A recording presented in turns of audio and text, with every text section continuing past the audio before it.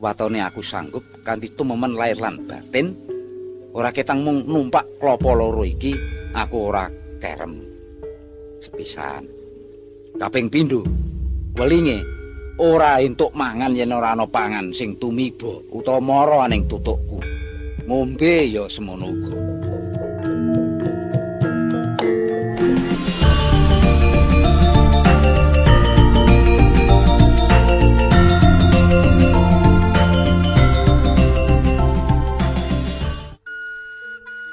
Assalamualaikum warahmatullahi wabarakatuh. Sugeng pepanggihan malih.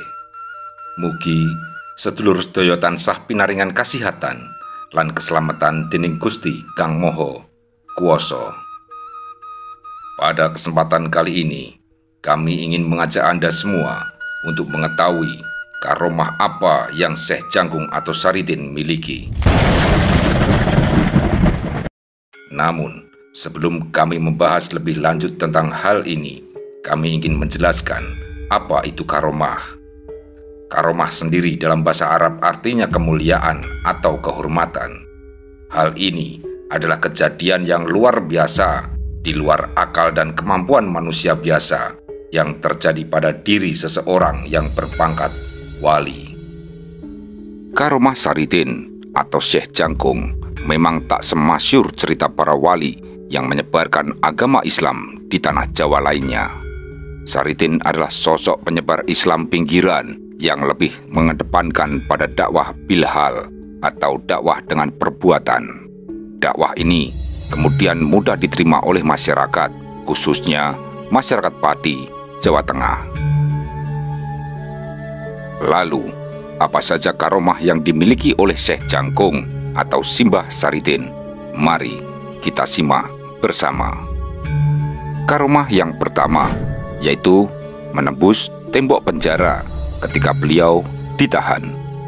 Kejadian ini terjadi ketika Saridin atau Syekh Jangkung ditahan oleh Adipati Pati karena kesalahannya membunuh harimau jadi-jadian yang tak lain adalah kakak iparnya sendiri yang bernama Branjung. Saat itu Saridin ditangkap oleh warga dan diberikan hukuman oleh sang penguasa Pati. Namun, ketika Saridin hendak dipenjara, Saridin bertanya kepada sang adipati, apakah saat ia dipenjara boleh pulang? Sang adipati pun menjawab, boleh saja kalau kamu bisa. Benar saja, saat Saridin menjalani hukuman, ia kangen dengan anak dan istrinya. Ia pun berdoa kepada Sang Maha Kuasa dan dikabulkanlah doanya. Saridin dapat menembus tembok penjara dan pulang kembali ke rumahnya. Hal ini membuat sang adipati marah besar kepada Saridin atau Syekh Jangkung.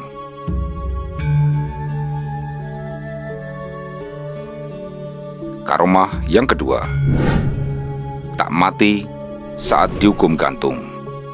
Setelah mengetahui bahwa Saridin dapat pulang ke rumahnya saat menjalani hukuman penjara, membuat adipati murka.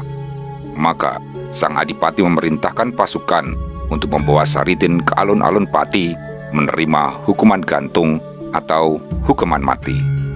Kali ini, saat semua rakyat Kadipaten Pati berkumpul di alun-alun dan ingin menyaksikan prosesi hukuman mati Saridin, tiba-tiba saja saat para pasukan hendak menarik tali gantungan Saridin, hal aneh pun terjadi. Siji, loro, Puluhan prajurit bahkan ratusan prajurit yang memegang tali tak mampu menarik tubuh Saridin ke atas. Sehingga Saridin pun berteriak kepada sang adipati yang saat itu juga keheranan dengan kejadian ganjil tersebut. Gusti Adipati, apakah boleh saya membantu para prajurit itu? Kelihatannya mereka butuh bantuan saya. Sang adipati pun menjawab dengan nada kesal, boleh saja kamu membantu mereka, kalau kamu bisa. Namun, atas izin yang maha kuasa, lagi-lagi doa Saridin dikabulkan. Ia turun dari jeratan tali gantungan dan membantu para prajurit yang berusaha menarik tali gantungan tersebut. Mengetahui hal itu, sang adipati semakin geram kepada Saridin. sehingga memerintahkan saat itu juga untuk menangkap Saridin dan membunuhnya. Akhirnya, Saridin pun melarikan diri dari Kadipaten Pati.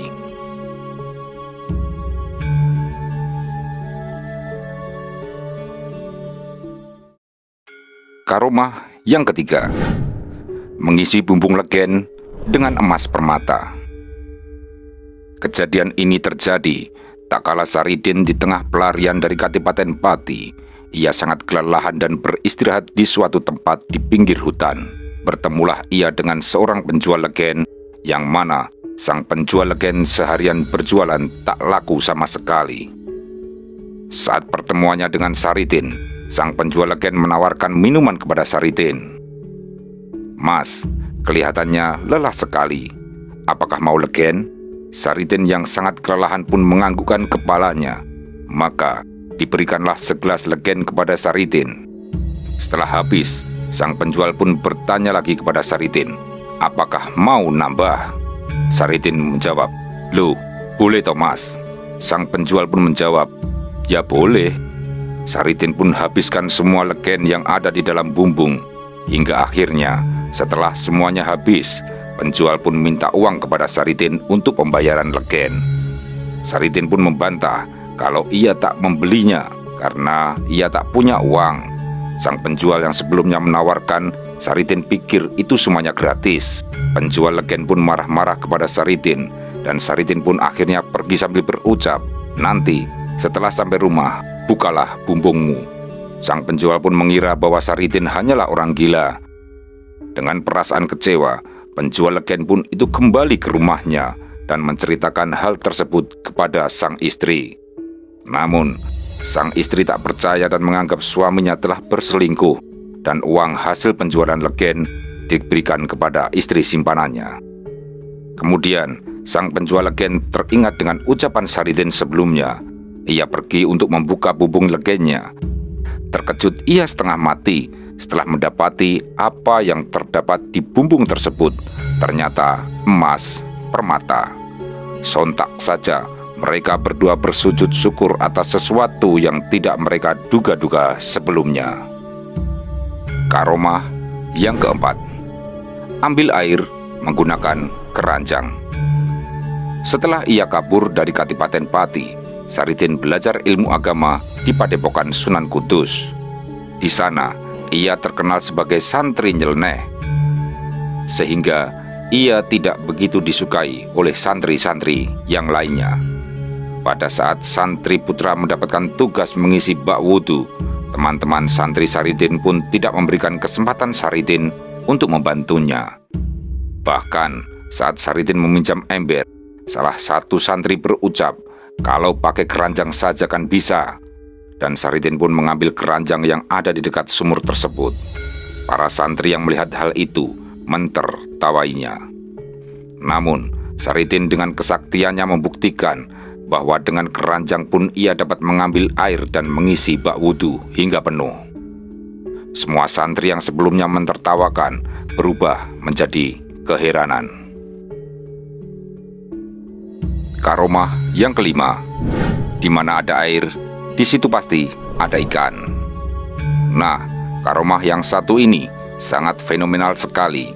Kejadian ini masih di Padepokan Sunan Kudus ketika Saridin masih menjadi santri Kudus. Suatu ketika, saat makan siang, para santri berkumpul untuk makan bersama. Karena terlambat, Saridin pun tak mendapatkan jatah lauk makan siang karena kehabisan, yang tersisa hanya nasi putih. Lalu Saridin pergi ke selokan dekat tempat wudhu. Di selokan itu ia mencari ikan untuk dibakar sebagai menu lauk makan siang. Santri lain yang mengetahui hal itu heboh karena sebelumnya tidak pernah ada ikan di selokan pembuangan tempat wudhu itu. Namun tiba-tiba sekarang ada ikannya di sana. Berita itu terdengar oleh Sunan Kudus, lalu Saridin pun ditanya oleh sang guru. Bagaimana bisa di selokan yang sebelumnya tidak terdapat ikan, tiba-tiba jadi ada ikannya? Saridin pun menjawab, "Maaf guru, menurut yang saya tahu, di mana ada air, di situ pasti ada ikannya. Sang Sunan menganggukkan kepala, lalu meminta salah satu santrinya mengambil kendi atau tempat air minum zaman dulu. Bertanyalah sang guru kepada Saridin, "Din, apakah di dalam kendi ini ada ikannya?" Saridin pun menjawab, "Ada, guru." Lalu sang guru pun membanting kendi tersebut, dan benar saja ada ikan di dalam kendi tersebut. Lalu sang guru meminta salah satu muridnya untuk mengambil buah kelapa. Saat kelapa berada di tangan sang guru, beliau bertanya kepada Saridin, "Din, ini buah kelapa. Di dalam kelapa ada airnya. Nah, apakah ada ikan di dalam buah kelapa ini?" Tanya sang guru kembali. Saridin pun lagi-lagi menjawab, "Ada, guru."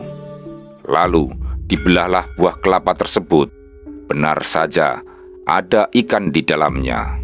Hal ini yang membuat resah sang guru jika Saridin tetap berada di padepokan Sunan Kudus. Karena Saridin memiliki ilmu yang tak semua orang bisa miliki, namun belum bisa mengontrol dengan emosinya, sehingga ia terlalu pamer dengan segala kesaktian yang ia miliki. Tentu saja ini akan sangat beresiko jika Saridin tetap berada di padepokan Kudus. Maka sang guru mengusir Saridin untuk pergi meninggalkan Kudus. Karomah yang keenam, menyeberangi laut menggunakan 2 butir kelapa. Setelah melarikan diri dari Pati dan diusir dari Kudus, Saridin bertemu dengan Sunan Kalijaga, sang guru sejati. Oleh sang Sunan, untuk menebus dan introspeksi diri, Saridin diberi petunjuk untuk topong rombang di laut menggunakan 2 butir kelapa. Akhirnya Saridin mencari buah kelapa, dan bertemulah Saridin dengan penjual legen yang dulu pernah sekali mereka bertemu.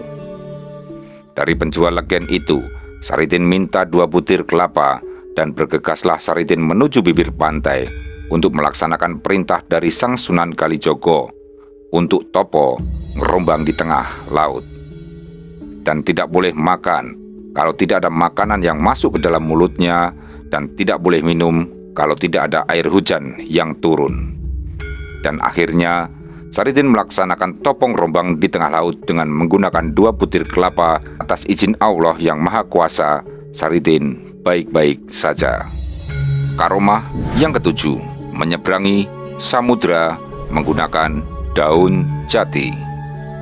Dalam perjalanan spiritualnya bersama Sultan Agung, ketika mereka berdua hendak pergi ke negeri Ngerum atau Turki, di mana saat putri sang Raja Mataram diculik oleh Sultan Abu Korim, Saridin dan Sultan Agung tak menggunakan kapal atau perahu untuk pergi ke negeri Ngerum atau Turki.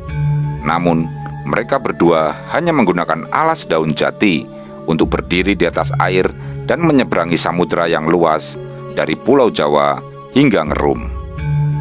Sesampainya di sana, Saridin dan Sultan Agung dapat membawa kembali sang putri Mataram dan membantu Sultan Abu Korim dari masalah yang terjadi di negerinya tersebut. Maka Saridin pun mendapatkan gelar kehormatan oleh sang Raja Ngerum dengan gelar Syekh Jangkung. Karomah yang ke-8, menghidupkan kerbau yang sudah mati. Setelah mengakhiri masa pengembaraan, Saridin atau Syekh Jangkung akhirnya kembali ke Pati dengan diberikan surat kuasa oleh Sultan Agung sang Raja Mataram.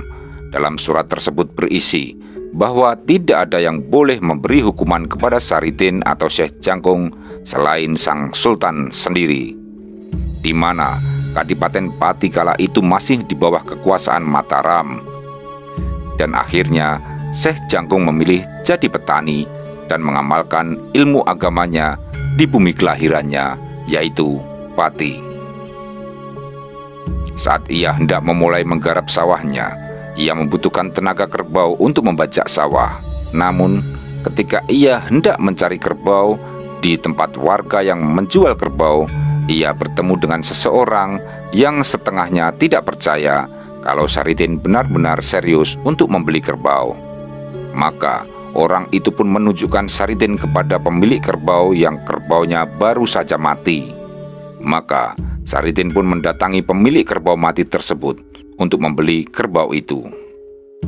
Karena Saridin sangat membutuhkan tenaga kerbau tersebut, maka dengan memohon kepada Allah yang Maha Kuasa dan diberikannya separuh sisa nyawanya, akhirnya kerbau itu dapat hidup kembali. Dan ia berpesan kepada momok putranya, jika kelak ia meninggal, kerbau tersebut harus disembelih dan dagingnya dibagi-bagikan kepada warga sekitar. Nah, itu tadi ke-8 karomah Syekh Jangkung yang mungkin tidak banyak orang yang tahu. Semoga dari semua hal tersebut semakin menambah keyakinan dan keimanan kita kepada Allah Subhanahu wa Ta'ala. Terima kasih bagi Anda yang sudah menyimak video ini dari awal hingga akhir.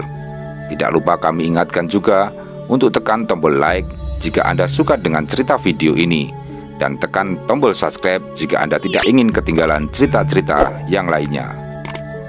Matur nuwun, sugeng rahayu, wassalamualaikum warahmatullahi wabarakatuh. Nuwun.